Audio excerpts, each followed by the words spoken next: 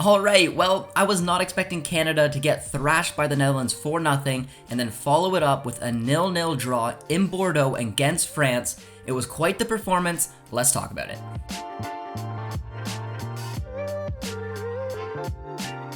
So just letting everyone know, when my 5 takeaways videos drop, it's usually right after the game.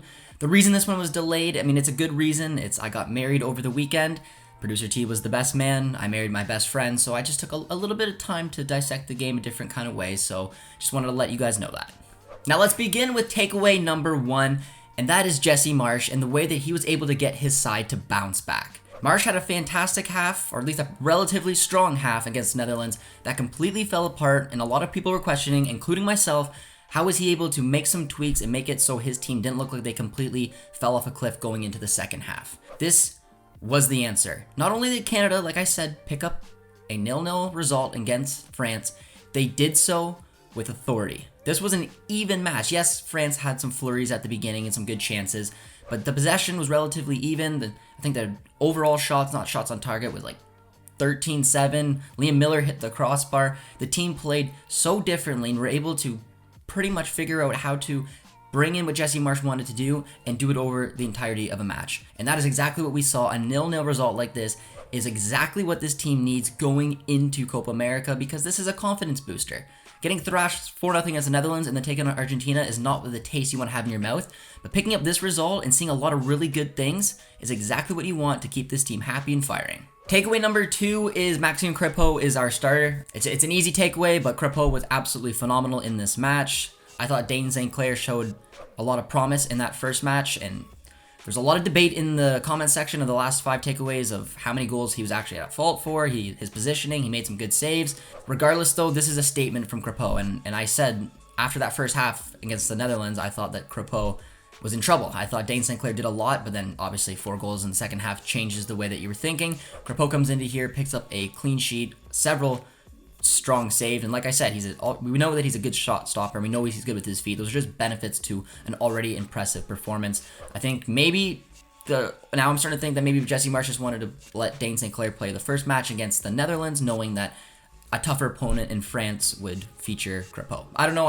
Haven't really given it much thought as to why Crépeau was going to start one game versus the other, but I loved his performance. He was absolutely sensational, and I think it's fair to say that he is going to be our keeper heading into Copa America. Ismail Kone is takeaway number 3, and what a performance from him. I had some question marks around how the Eustáquio and Kone relationship would work in this 4-2-2, knowing they would have to take a deeper role, and he was flawless. This 21-year-old, we know he's got promise. We know that he's maybe ready for a step up, whether it's going to Syria or wherever it could be, but he proved it in a game against some of the best players in the world. He was fantastic. And just to give you guys some context on how impressive Kone was, here are some stats. He completed 41 of 44 passes. He created 1 chance. He was 3 for 3 on long balls. He had a shot. He had a successful dribble. He won 9 of 14 duels, and he was a boss in the midfield. This is a player that I think can use this tournament as an opportunity to earn a big move. We know that he's probably ready for it. The way that he's performed for Canada, the way he keeps growing each and every year. He's only 21 years old. I think a top 5 league could be looking at a player like this if he can perform the way he did against France consistently throughout Copa America. Future is definitely bright for Kone, and this was a fantastic performance, and he was the man of the match. Takeaway number 4 is on the front 4, and it's a little bit of good and a little bit of bad. I loved how lethal Canada looked in transition.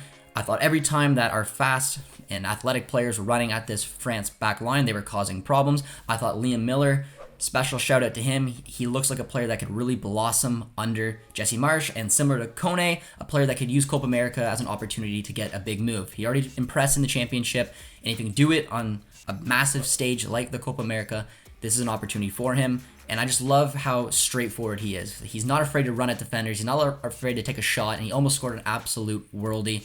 Really strong performance from him.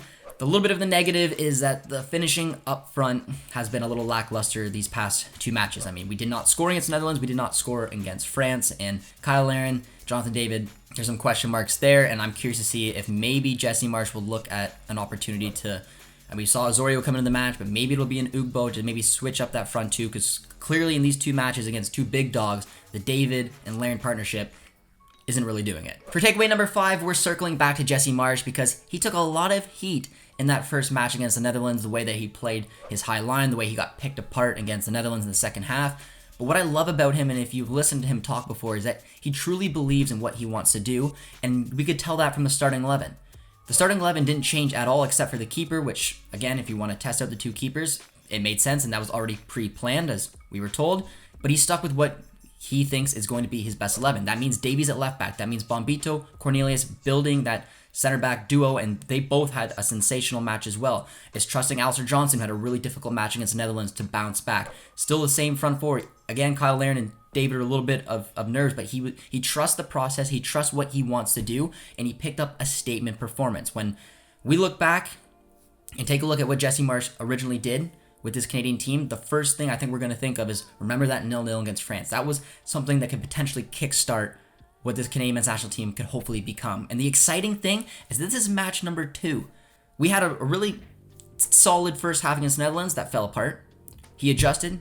He stuck with what he wanted, his philosophy, just made some tweaks. They came back, and they had a sensational performance against France where they picked up a 0-0 in only match 2. Let's see how much better they're going to get, especially with a tournament like the Copa America coming up, where he's going to get tested against the world's best in Argentina. And then finally a couple games where they're probably a little bit more towards Canada's level, and it just fills me with more confidence going in. I'm not saying we're going to go in the Copa America and we're going to be the dark horse and go on a deep run. But after seeing what we can do against France, I'm hoping for 3 very competitive matches, and I'm excited to see what this team and Jesse Marsch can bring. Let me know down in the comment section what you thought of the match, any takeaways you took from it, and if you're excited for Copa America. And if you enjoyed this episode, as always, be sure to drop a like, drop a sub, and see you soon. Cheers, friends.